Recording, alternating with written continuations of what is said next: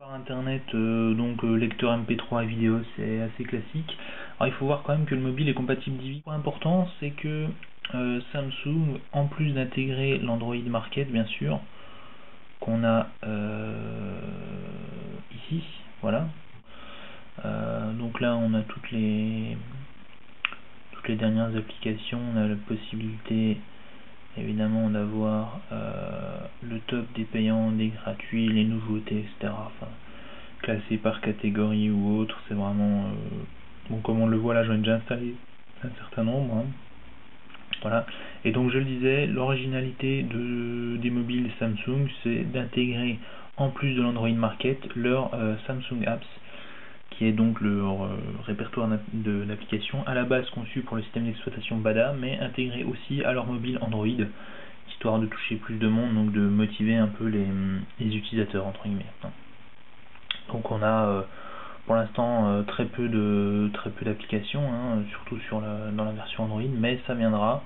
Des applications Android classiques, hein, donc des petits jeux comme le célèbre Paper Toss, qui a été fait à la base pour iPhone, il me semble, hein, qui a été porté sur Android. Donc c'est bon, les petits jeux classiques, hein.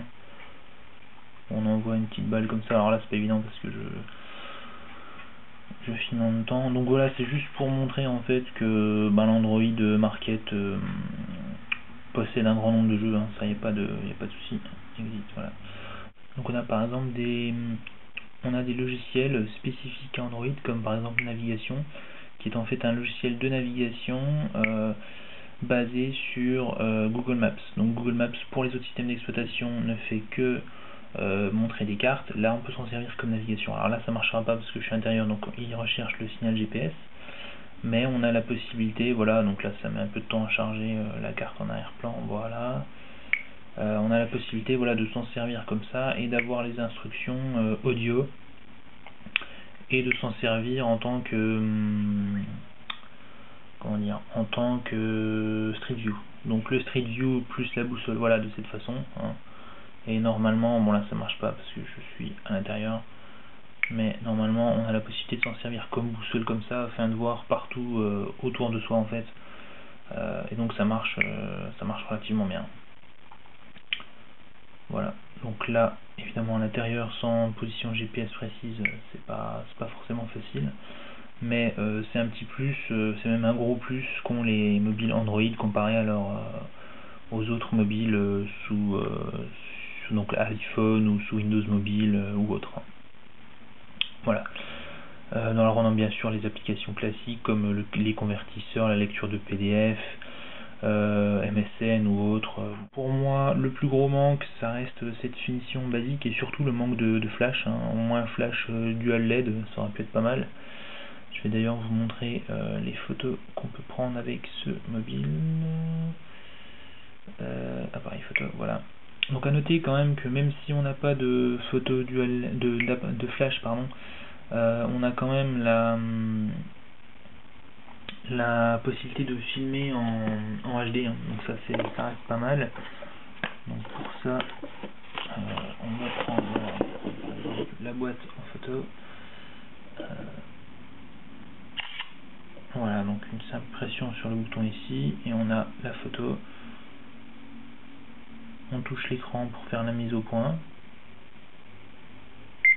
Comme on le voit, alors là ça met en rouge, mais pourtant il a bien fait la mise au point, hein. Là c'est flou et là voilà, c'est parfait. Alors évidemment il faut pas bouger, hein, parce qu'on est sans flash, donc on a une pause un peu longue. Bon, sinon on a diverses options ici, des options de scène, l'exposition, etc. Bon, c'est des réglages un peu grossiers comparé à un appareil photo classique, hein. Donc là on voit qu'on est en 5 mégapixels. Voilà, on a diverses choses comme ça. Et donc là on a la possibilité de passer en vidéo. Et donc comme on le voit, la résolution maximale c'est du 1280 par 720. Donc les vidéos sont de relativement bonne qualité et sont surtout très fluides en fait. Donc là voilà, je filme en 1280 par 720. Donc comme on le voit à l'écran, ça reste relativement fluide, hein. Voilà. Je vais arrêter la vidéo.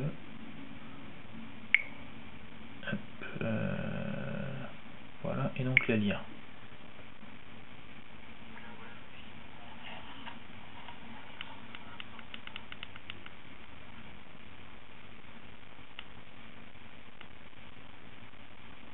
Voilà, donc bon, c'est tout ce qui est plus normal. Donc moi personnellement j'aurais préféré pouvoir filmer avec en étant assisté par une lampe LED, quitte à avoir que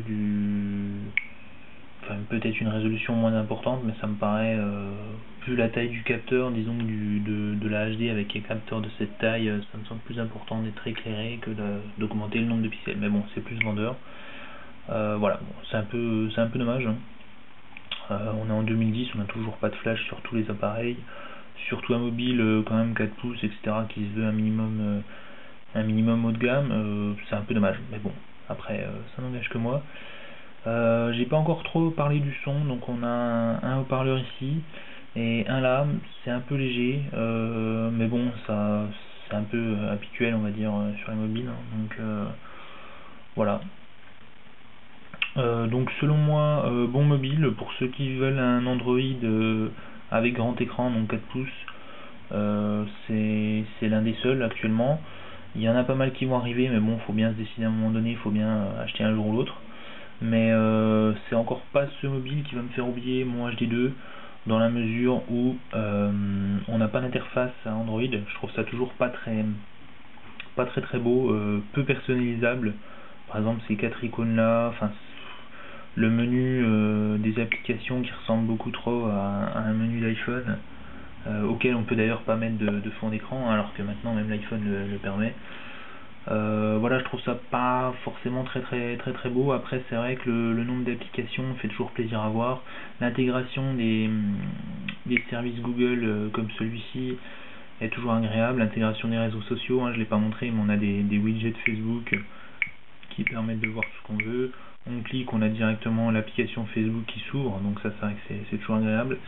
Mais tout de même je trouve ça un peu limité. Donc par exemple la navigation internet qui n'est pas exceptionnelle, l'interface qui est pas terrible, l'absence de flash, on en a parlé, l'impossibilité de voir les vidéos YouTube dans les pages, voilà. Donc si ces défauts ne vous déplaisent pas trop, vous pouvez foncer. Après c'est vrai que moi personnellement ce sont des choses qui me bloquent, mais après chacun son truc, hein, voilà. Donc sinon dernier détail au niveau de l'autonomie, hein, donc on est dans la moyenne comme un peu tous les smartphones, hein. Un processeur gourmand d'1 GHz et une grosse batterie de 1500 mAh, c'est à peu près le standard qui se fait actuellement, hein, donc voilà. Bon, le téléphone est rapide, hein, je l'ai pas dit, mais bon, Android sur 1 GHz, ça fonctionne vraiment bien, hein, il n'y a aucun souci à ce niveau-là. On est donc sur de l'Android 2.1. Samsung a promis une mise à jour en 2.2 avant la fin de l'année, il me semble en septembre, à vérifier, je suis pas sûr, mais il me semble que c'est en septembre-octobre.